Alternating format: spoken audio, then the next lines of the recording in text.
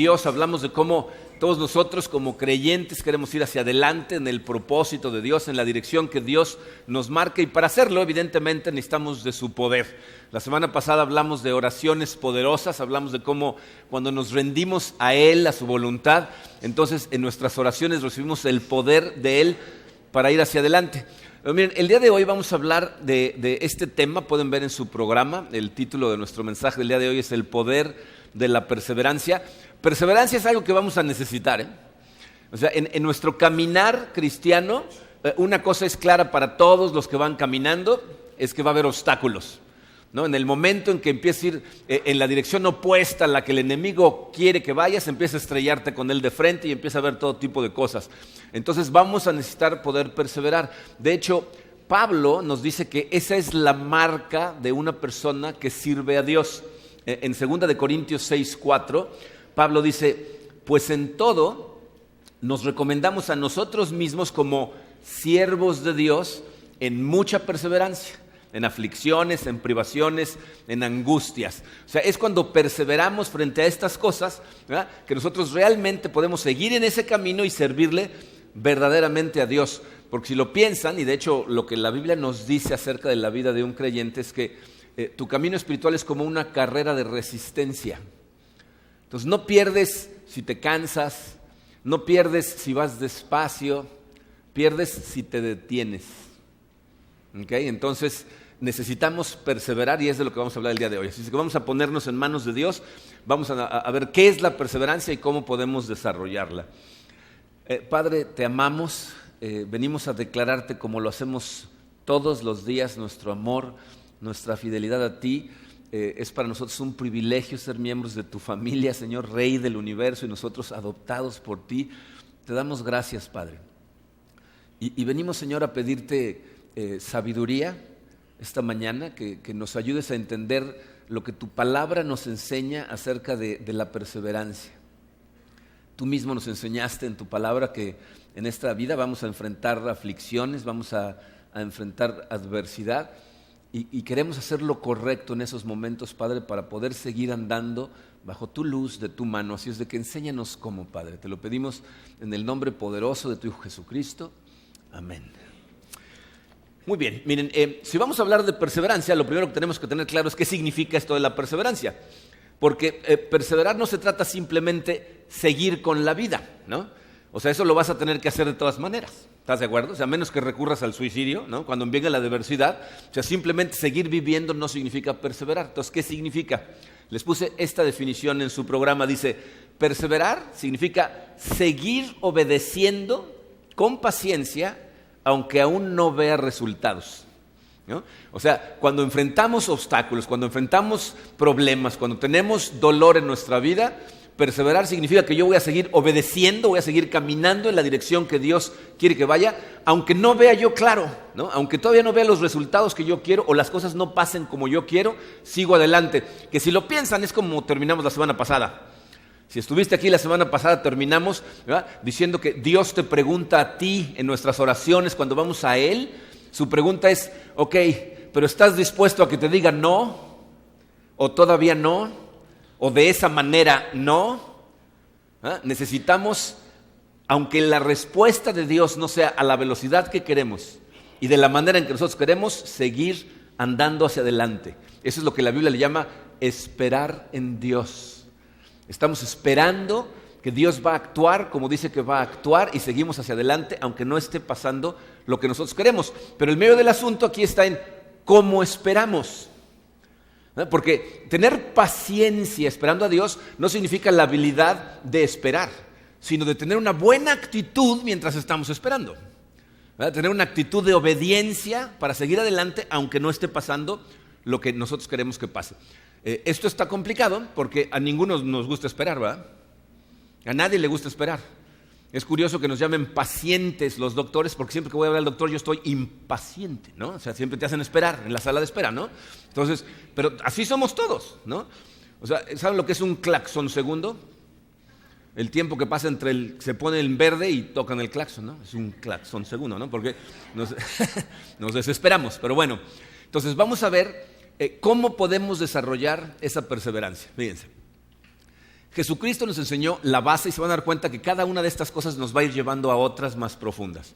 Jesucristo nos enseñó que para la perseverancia hace falta una cosa muy importante. En una parábola que hemos estudiado varias veces, conocida como la parábola del sembrador, Jesucristo hablaba de que hay 4 tipos diferentes de corazones, ¿no? De terreno en donde cae la semilla, que es la palabra de Dios. En Marcos 4:17 dice: otros, cuando oyen la palabra, enseguida la reciben con alegría, pero como no tienen raíz, duran poco tiempo. Cuando surgen problemas o persecución a causa de la palabra, enseguida se apartan de ella. ¿Se fijan lo que dijo? Cuando hay problemas o hay persecución debido a que estás siguiendo el camino de Dios, o sea, por causa de la palabra, porque estás tratando de vivir como Dios dice, va a haber obstáculos. Dice, esta gente como no tiene raíz, va a tirar la toalla muy rápido. Entonces, ¿cuál es la base de la perseverancia? Dice su programa, necesitamos desarrollar nuestras raíces espirituales. Jesucristo nos dijo que la gente que no tiene una raíz profunda, una raíz bien arraigada, cuando vengan las tormentas de la vida, pasa como con los árboles, ¿no? Los árboles que tienen las raíces más grandes, más fuertes, más arraigadas, vienen las tormentas y no se los llevan.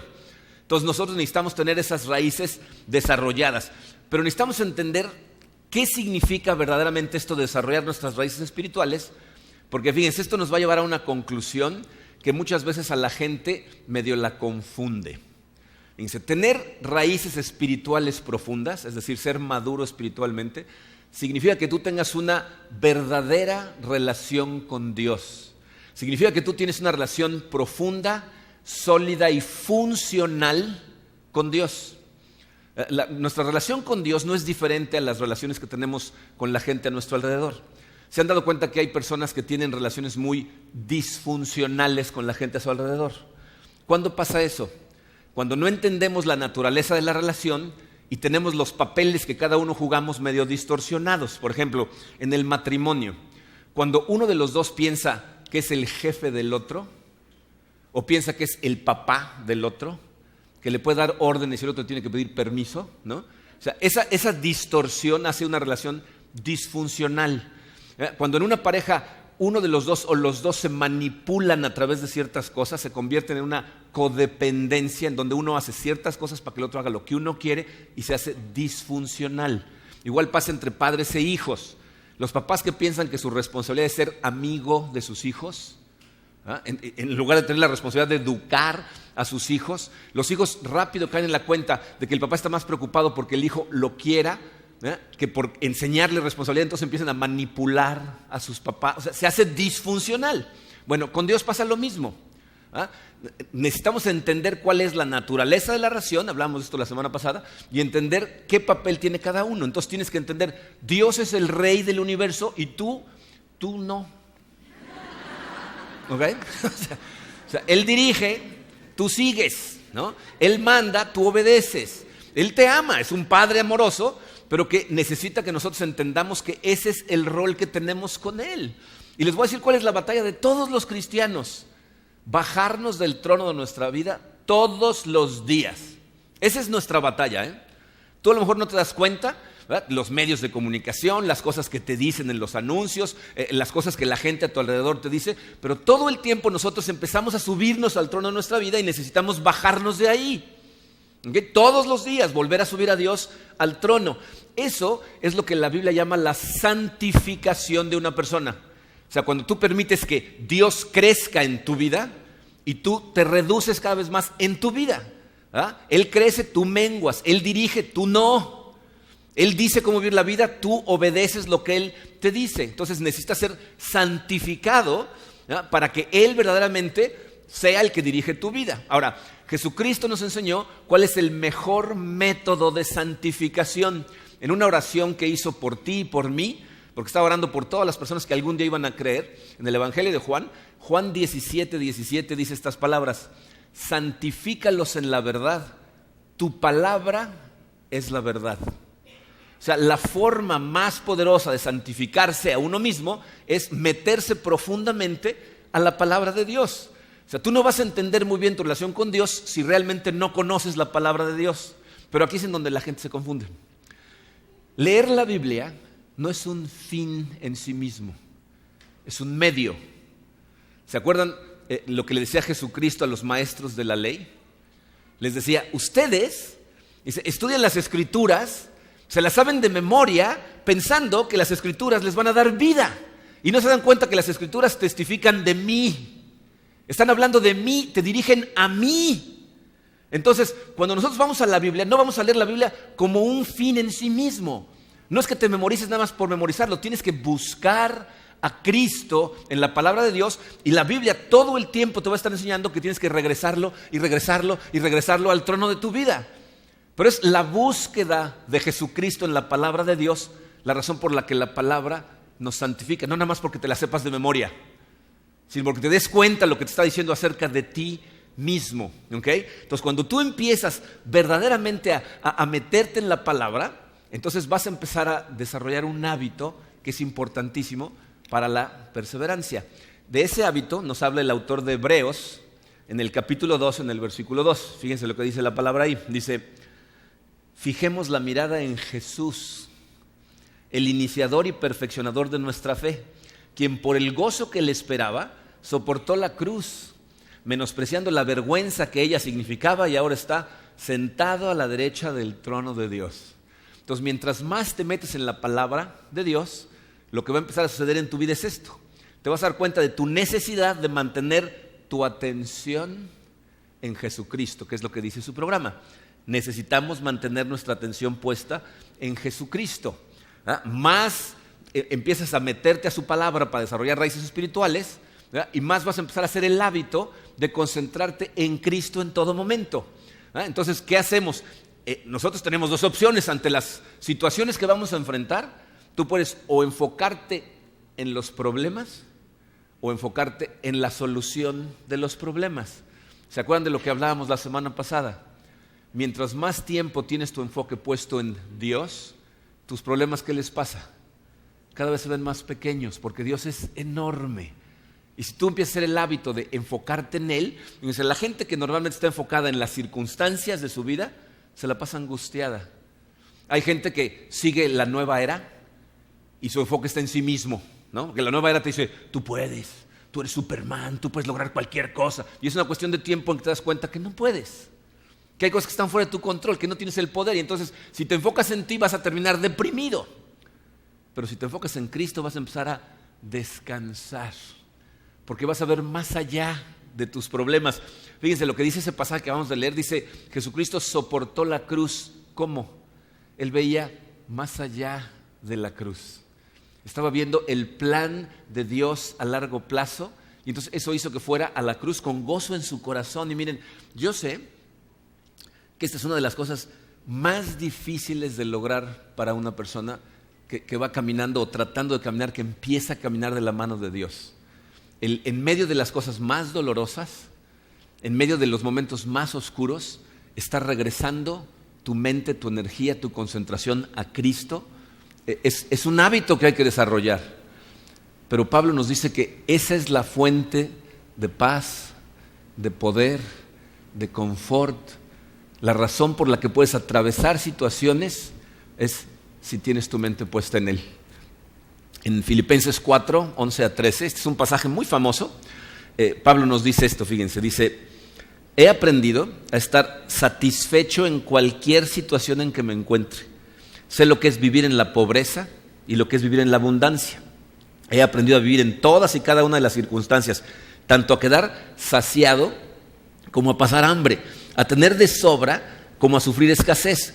Todo lo puedo en Cristo que me fortalece. Esa última línea es un pasaje muy famoso, ¿no? A lo mejor muchos de ustedes tienen un letrero en su casa que dice Filipenses 4:13, ¿no? Todo lo puedo en Cristo que me fortalece. La gente lo tiene en tazas de café. Pero ¿saben qué me he dado cuenta? Que a veces la gente lo malentiende, porque no significa que tú puedes ser cualquier cosa en Cristo. ¿Se fijaron cuál es el contexto del versículo?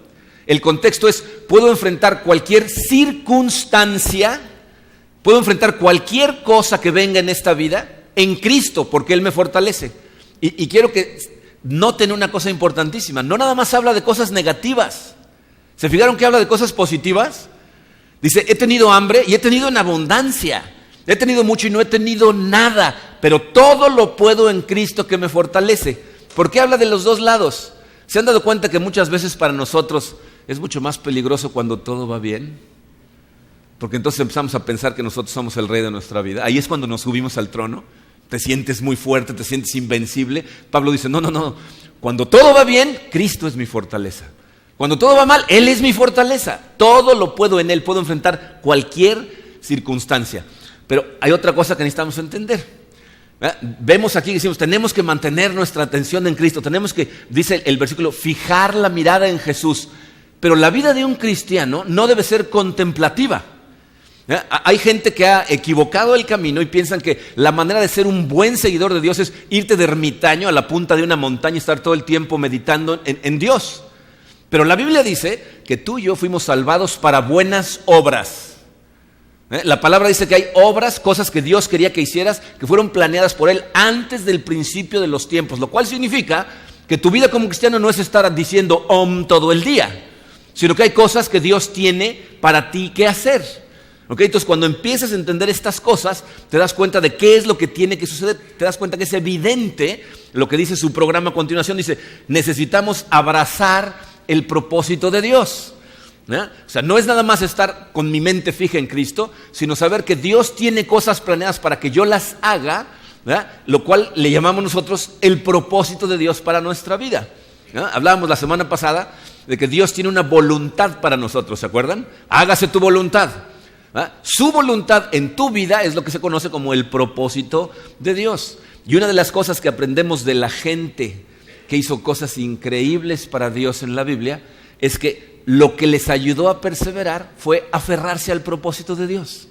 Era ver claro el propósito de Dios, porque entonces se ve tan grande, ¿no?, que les ayuda a pasar los obstáculos que empiezan a verse más pequeños. Fíjense, Santiago en la Biblia nos enseña una cosa que es muy importante que tengamos clara.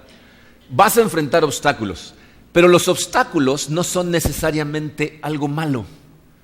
Nosotros lo vemos como malo porque no queremos que pase. Pero la Biblia nos dice que no son cosas necesariamente malas para nosotros. Fíjense, Santiago 1, versículos 3 a 4 dice, pues ya saben que la prueba de su fe produce constancia. Y la constancia debe llevar a feliz término la obra para que sean perfectos e íntegros sin que les falte nada. ¿Se acuerdan lo que significa la palabra perfecto? Significa maduro, espiritualmente maduro, es decir, una persona con raíces espirituales profundas. Entonces, ¿qué está diciendo ahí Santiago? Las pruebas, ¿no? O sea, los obstáculos, los problemas que enfrentan, eso, si los sigues adelante, produce constancia. Y esa constancia produce tu madurez, tu profundidad. Pero solo sucede cuando perseveramos ante ella. Entonces, ¿cómo perseveramos?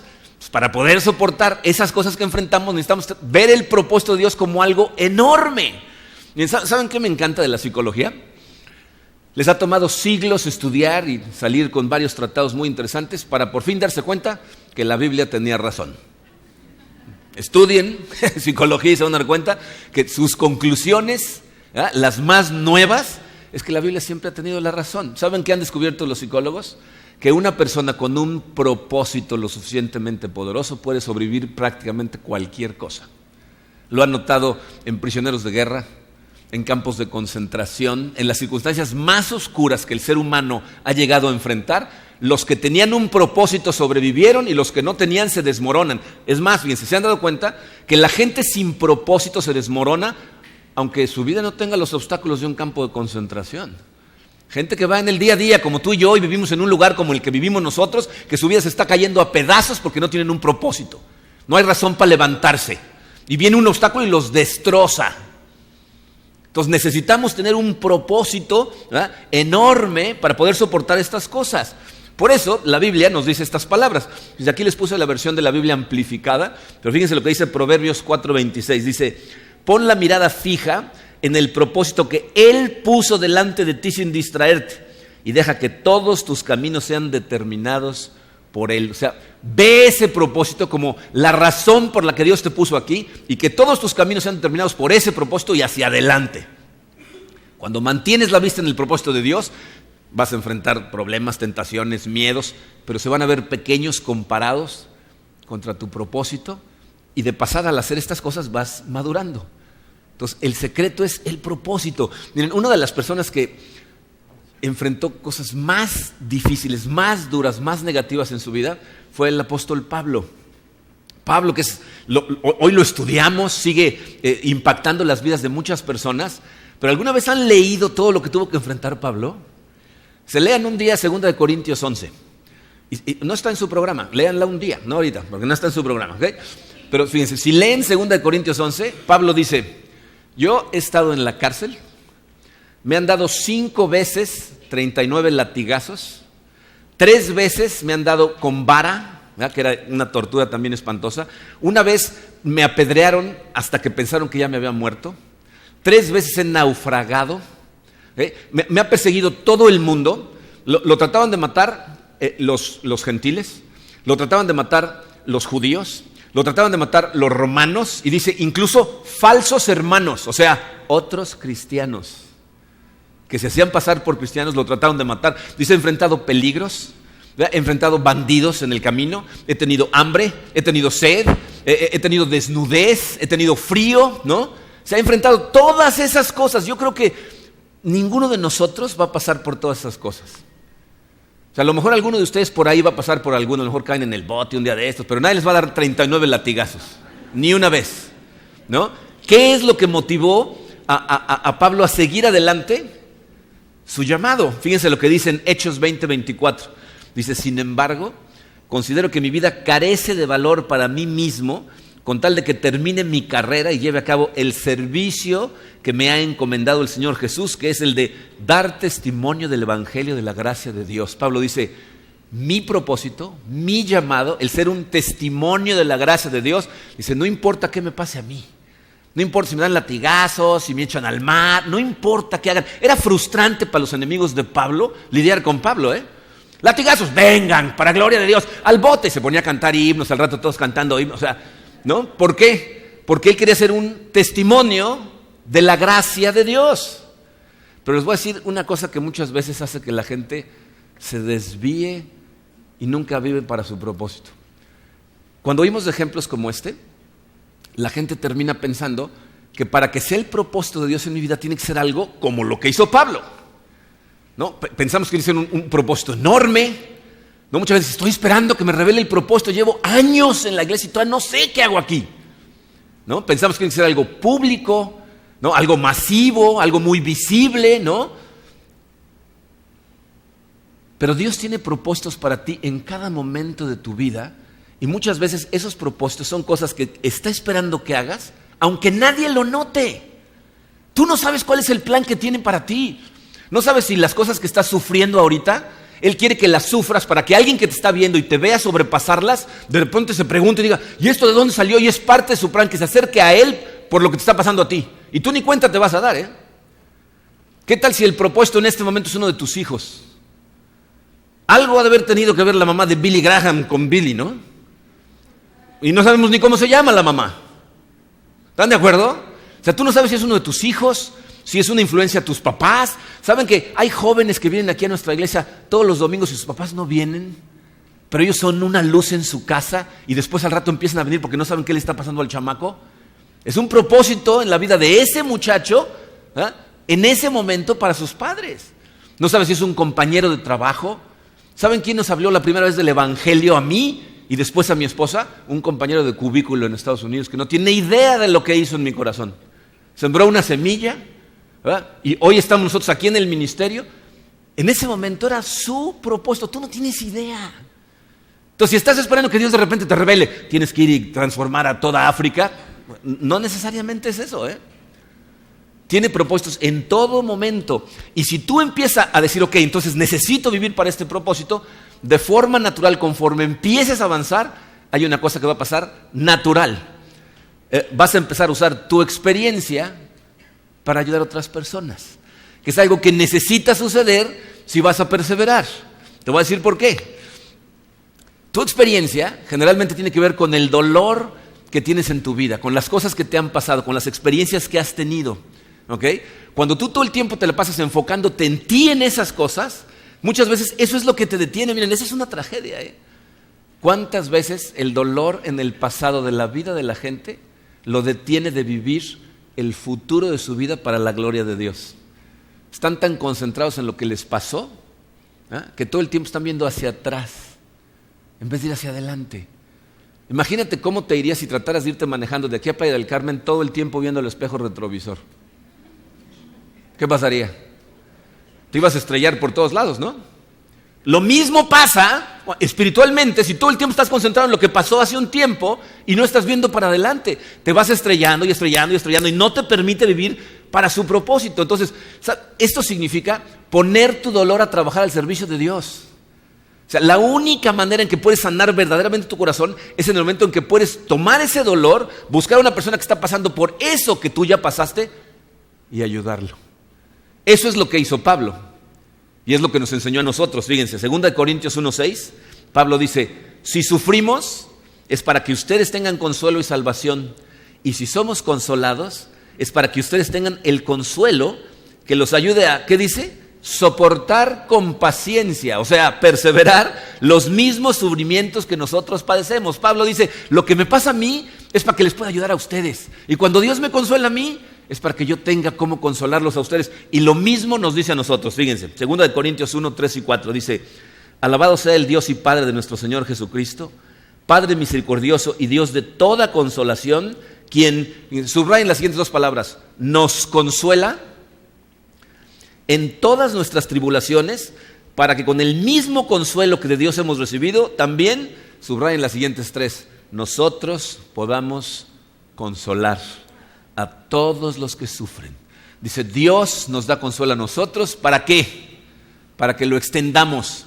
Eso que te duele, eso que estás tratando de olvidar, eso que no quieres que nadie se entere, eso Dios dice, no lo escondas, nada más te va a seguir haciendo daño, sácalo y ponlo a trabajar a mi servicio. Tienes que ayudar a otras personas. Y miren, también esto es una tragedia, pero muchas veces la gente no cree eso, no lo entienden.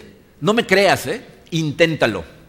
Saca ese dolor y ponlo a trabajar y te vas a dar cuenta cómo Dios empieza a sanar tu corazón. Mientras más ayudas a gente que está pasando por lo mismo, más fuerte es tu corazón.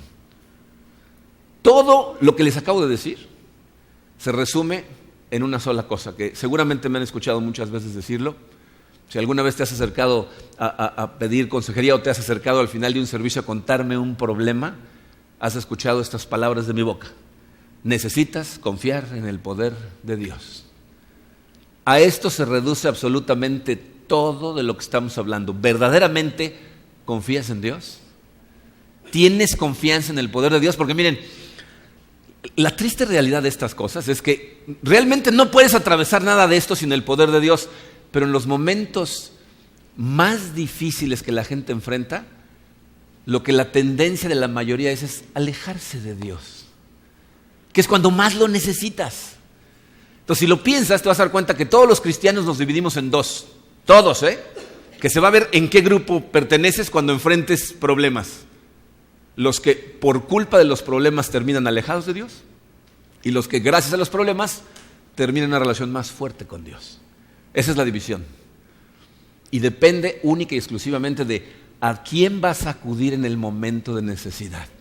¿A dónde vas a fijar tu atención? ¿Qué es lo que vas a hacer? Y miren, yo sé que escuchar estas cosas es muchísimo más difícil cuando estás atravesando momentos muy duros en tu vida. Y por eso quiero que analicemos una increíble promesa que viene en la Biblia para todos los que vamos tratando de caminar de la mano del Señor. Este es un pasaje que mi esposa Karina tiene inscrito en una cruz en nuestra recámara y entonces lo veo y lo recuerdo constantemente. Está en Isaías, capítulo 40. Aquí les puse los versículos 30 y 31, aunque la clave está en el 31. Dice, aún los jóvenes se cansan, se fatigan y los muchachos tropiezan y caen. Pero los que esperan en el Señor renovarán sus fuerzas. Volarán como las águilas, correrán y no se cansarán, caminarán y no se fatigarán. Háganme un favor, subrayen los tres verbos, volarán, correrán, caminarán. Miren, esas tres palabras, volar, correr y caminar, en realidad son cosas que aplican para una persona en diferentes etapas de su vida. Muchas veces no nos damos cuenta de estas cosas, pero aquí está hablando de momentos diferentes en tu vida en donde vas a poder o volar, o correr, o simplemente caminar. Hay veces que lo que hacemos es volar, y quiero que sepan de lo que está hablando ahí, porque miren, la palabra original es remontar. Si tienes una Reina Valera del 60, no dice volarán como las águilas, dice remontarán como en alas de águila. Los ornitólogos nos dicen que las aves tienen 3 diferentes formas de volar. Hay un grupo de aves que para volar necesitan aletear, ¿no? O sea, si quieren volar, si quieren mantenerse contra la fuerza de la gravedad, tienen que estar aleteando todo el tiempo. Ese no es un método muy elegante, ¿no? Y aparte es muy cansado. Muchas veces nos pasamos la vida aleteando todos, ¿no? Estamos aleteando. El segundo método se llama planear. Lo hacen aves que agarran una buena velocidad y después nada más despliegan las alas y entonces se deslizan, ¿no? Pero el asunto con el planear es que para empezar dura poco tiempo. El planear siempre es hacia abajo, ¿no? Y entonces cuando empiezan a perder altura tienen que volver a aletear, agarrar velocidad y volver a planear. Entonces son vuelos relativamente cortos. Pero hay una tercera forma que los ornitólogos le llaman remontar. Muy pocas aves en el reino natural pueden remontar. Las águilas es una de las pocas aves que lo puede hacer. Y lo que hacen es esto: tienen alas tan fuertes que aprovechan corrientes de aire caliente que son prácticamente verticales hacia arriba, se meten en esas corrientes y la fortaleza que tienen las alas les permite aprovechar y entonces remontan. Han calculado que llegan a agarrar hasta 120 kilómetros por hora sin mover una sola pluma de sus alas. No van haciendo ningún esfuerzo, simplemente se paran y remontan, y alturas increíbles. Hay veces que como cristianos lo que estamos haciendo es remontar en las ráfagas del Espíritu Santo. Hay veces que tu vida espiritual es tan poderosa, estás tan conectado, ¿verdad? Tienes tal comunión con Dios en ciertos momentos de tu vida, que espiritualmente todo te sale de una manera sin esfuerzo, como las águilas, remontas. Tus oraciones son poderosamente contestadas por Dios de una manera, con una gracia increíble, ¿no? El impacto que estás teniendo en la gente a tu alrededor es visible, ¿no? Sientes la presencia de Dios, sientes la comunión en su vida, sientes el poder del Espíritu en tu vida y te sientes como que flotas cuando entras a la iglesia, ¿no? Quieres subir hasta acá, hasta el escenario, ¿no? Y si ese es tu caso en este momento, necesitas entender que lo que tienes que seguir haciendo es obediente, ¿ok? Necesitas mantenerte en la disciplina espiritual o las disciplinas espirituales que te han llevado a ese momento. ¿Okay? Necesitas seguir bajo la luz de Dios, especialmente cuando estás remontando. Pero hay veces que no es remontar lo que hacemos, ¿no? Más bien lo que hacemos es correr sin cansarnos. O sea, tu vida requiere de esfuerzo, ¿no? Estás viviendo como Dios quiere que vivas, pero es un esfuerzo, ¿no? Te está costando trabajo. A lo mejor no ves muchos milagros, sientes como que las oraciones no son respondidas. Más bien tienes que estar aleteando, ¿no? O sea, con ningún remontar, ¿no? Estás corriendo sin cansarte, pero cuando estás ahí, tú sabes que con persistencia, ¿no? Con determinación, sigues adelante porque tú entiendes que Dios está complacido contigo porque estás viviendo como Él quiere que vivas y te está costando. Cuando estás remontando no te cuesta ningún trabajo, cuando vas corriendo te está costando. Pero hay momentos en la vida de un creyente en donde la verdad es que no estás remontando, no puedes ni siquiera correr. O sea, el dolor, el miedo, la angustia, la fatiga son tan fuertes que lo único que puedes hacer es caminar. Y lo que yo quisiera que entendieras el día de hoy es que en esos momentos caminar para Dios es suficiente. Aunque estés sintiendo el peso de las cosas que te están atravesando el corazón, seguir adelante caminando aunque sea despacito para Dios es súper suficiente. Y para eso, miren, quiero que vean una más de las sombras que Dios nos presenta en el mundo físico comparado con el mundo espiritual, y lo vas a entender. Hay momentos en la historia del ser humano en donde la oscuridad, o sea, el mundo de la oscuridad empieza a tomar control y hay una resistencia de parte de la luz. Podemos ver un ejemplo muy claro de eso durante la Segunda Guerra Mundial, ¿no? La Alemania nazi tiene invadida toda Europa y está haciendo unas atrocidades espantosas. Están tratando de eliminar a razas de la faz de la tierra. Y entonces los aliados planean rechazarlos. La invasión que hicieron todos los aliados para empezar la Segunda Guerra Mundial se conoce como el Día D, el Día del Desembarco. Fue el 6 de junio de 1944, en donde los aliados llegaron a Normandía y desembarcaron en una playa. Si alguna vez han visto documentales o películas al respecto, fue uno de los días más sangrientos en la historia del ser humano.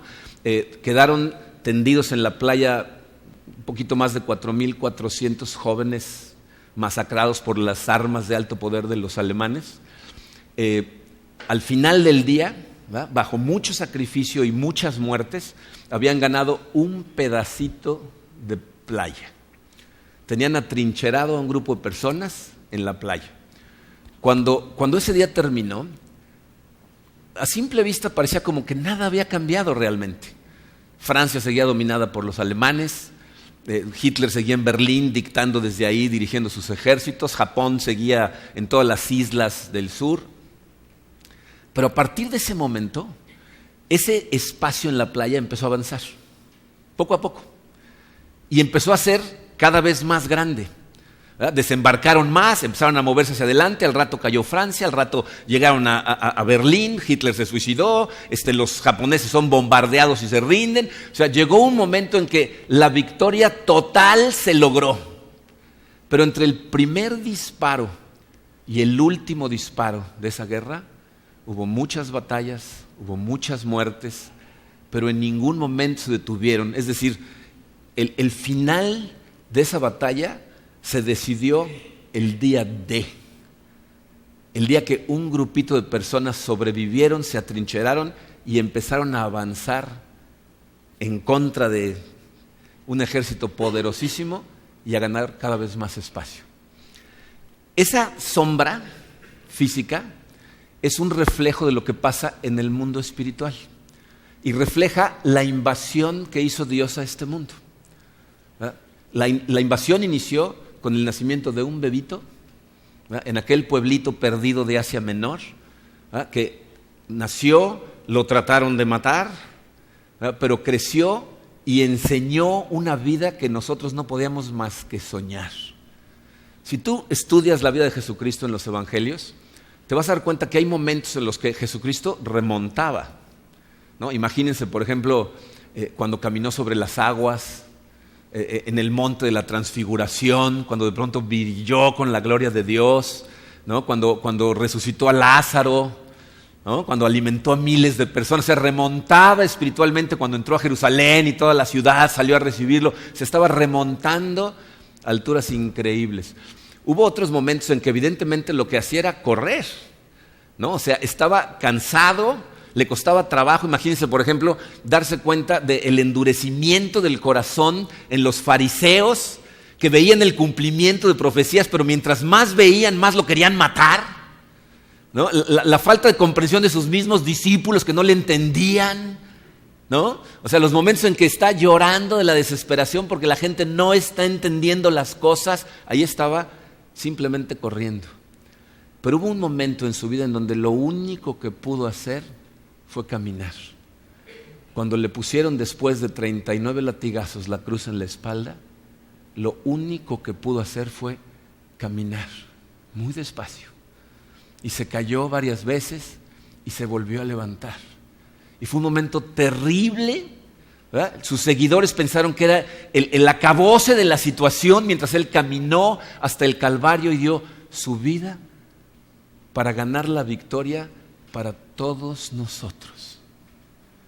Ese domingo en la mañana, cuando llegaron las mujeres a la tumba y se dieron cuenta que el cuerpo no estaba y había resucitado, muy pocas personas lo notaron. De hecho, al principio nada más eran 2 mujeres. Y a simple vista parecía como que realmente nada había cambiado. Caifás seguía siendo el líder de la sinagoga, ¿no? Poncio Pilato seguía siendo el jefe del ejército, César seguía reinando en Roma. Y todo lo que había era una apertura del tamaño de la puerta de una tumba. Y poco a poco, esa luz se ha ido extendiendo. Un día va a haber una victoria final. Ya ganamos. Cristo ya ganó para nosotros esa victoria. Pero entre ese día y la victoria final va a haber mucho dolor. Vamos a perder a mucha gente. Vamos a enfrentar mucha adversidad. El corazón nos va a pesar a veces. Pero tienes que entender, no nos podemos detener. Tenemos que seguir adelante y perseverando porque sabemos que la victoria ya la ganó Cristo en esa cruz. El día en que resucitó, ese fue el día D. Quedó sellado como el inicio de la invasión de la que tú y yo tenemos el privilegio de ser partícipes. Y no nos podemos rendir, porque es una cuestión de tiempo. Y aunque a veces nos pese y nos duela, y gente a la que amamos se enferma, y gente a la que amamos se rebele, tú y yo tenemos que seguir adelante. Necesitamos perseverar, porque esta es una cuestión de tiempo, y esta batalla ya se ganó. Vamos a orar.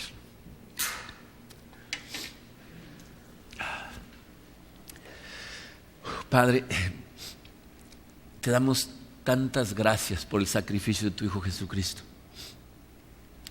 por ese día que cargó con todo nuestro dolor, con todos nuestros pecados, con todos nuestros fracasos, para darnos vida, para abrir ese pequeño espacio de luz en este mundo que se ha venido extendiendo por poquito más de 2000 años. Te damos gracias, Señor, por habernos invitado a ser parte de tu familia y de tu ejército, Señor. Padre, se nos olvida constantemente que estamos en una guerra espiritual, que estamos del lado de un ejército maravilloso que lleva como estandarte la luz. Y entonces muchas veces estamos tan ocupados con las cosas de este mundo, con las distracciones que el enemigo pone a nuestro alrededor, que nos detenemos en nuestro caminar, Señor. Que dejamos de brillar con tu luz en nuestro mundo. Que se nos olvida que cada persona a nuestro alrededor es parte de esa guerra.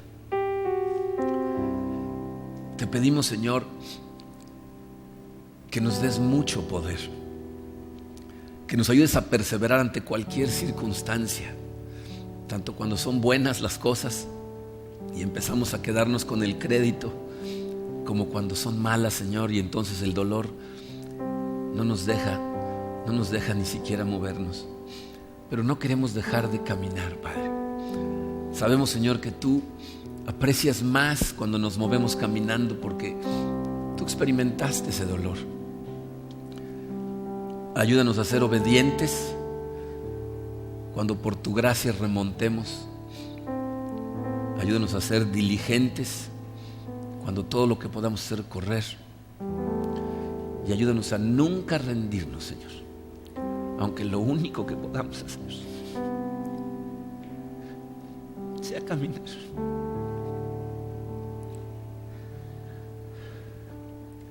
Gracias por tu amor. En el nombre bendito de tu Hijo Jesucristo. Amén.